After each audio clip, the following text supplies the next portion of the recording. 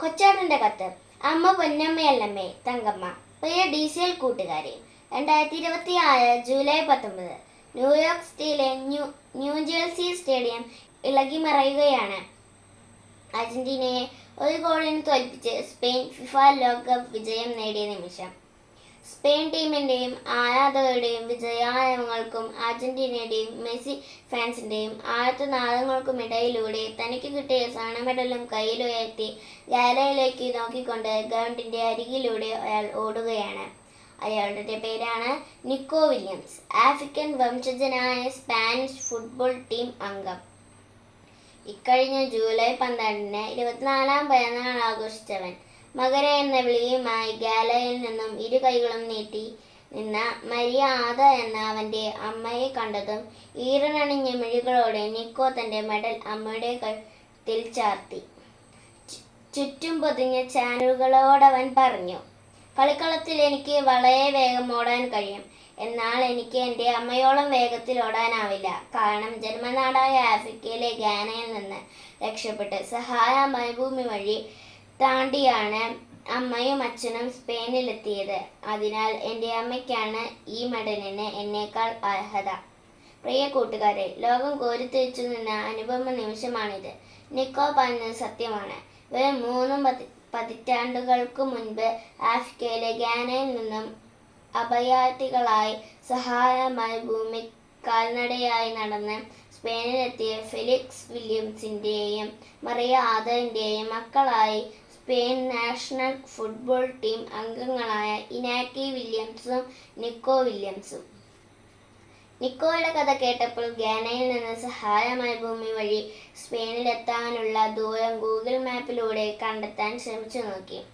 5700 മുതൽ 1000 കിലോമീറ്റർ ദൂരമാണ് ആ മാതാപിതാക്കൾ നടന്നത്. കാൽനടയായി നടന്നാൽ ഏകദേശം 130 മുതൽ 150 ദിവസങ്ങൾ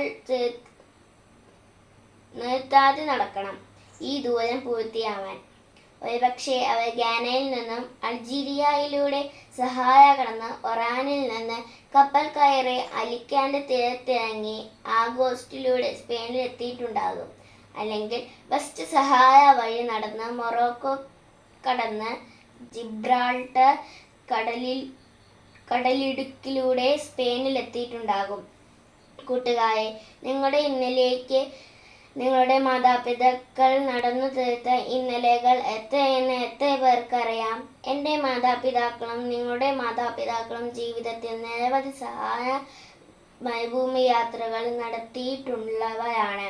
തീർച്ച, ആഫ്രിക്കയിലെ സഹായ മരുഭൂമിയിൽ പകൽ പലപ്പോഴും 60 ഡിഗ്രിയാണ് ചൂട്.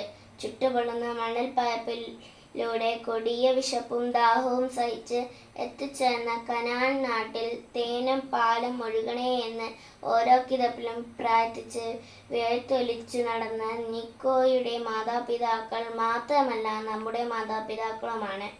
ബാധ്യതകളുടെയും രോഗങ്ങളുടെയും പരാജയ ഭീതിയുടെയും ജീവിത ഭാണ്ഡങ്ങളുമായി ജീവിതത്തിൽ സഹായ താണ്ടുന്ന നമ്മുടെ മാതാപിതാക്കളും ഈ ജീവിതയാത്രയിൽ സ്നേഹത്തിന്റെ തേനരുവികളും സത്യസന്ധതയുടെ വെൺമേഘത്തണലും വിശ്വസ്തതയുടെ ദീപസ്തംഭങ്ങളുമാകാൻ മക്കളായ നമുക്ക് കഴിയണം. അവരുടെ അധ്വാനത്തിന്റെ അളവറിയണം. അവ നമുക്കായി താണ്ടിയ സഹായങ്ങളുടെ ദൂരമറിയണം. അപ്പോൾ തൻ്റെ പൊന്നായ അമ്മയോളം വരില്ല ഈ പൊന്നിന്റെ മെഡൽ എന്ന് തിരിച്ചറിഞ്ഞ നിക്കോയെ പോലെ നമ്മുടെയും കഠിനാധ്വാനത്തിന്റെയും സ്ഥിരപരിശ്രമത്തിന്റെയും വേർപ്പുതുള്ളികൾ പതിച്ച ജീവിതമാകുന്ന മെഡൽ എത്തി നമുക്കും പറയാൻ കഴിയും, അമ്മ പൊന്നമ്മയല്ലമ്മേ തങ്കമ്മയാണ്. തങ്കം കൊണ്ടെൻ്റെ ഹൃദയത്തിൽ പ്രതിഷ്ഠിച്ച എൻ്റെ തങ്കമ്മ. സ്നേഹാശംസകളോടെ സ്വന്തം കൊച്ചാട്ടൻ.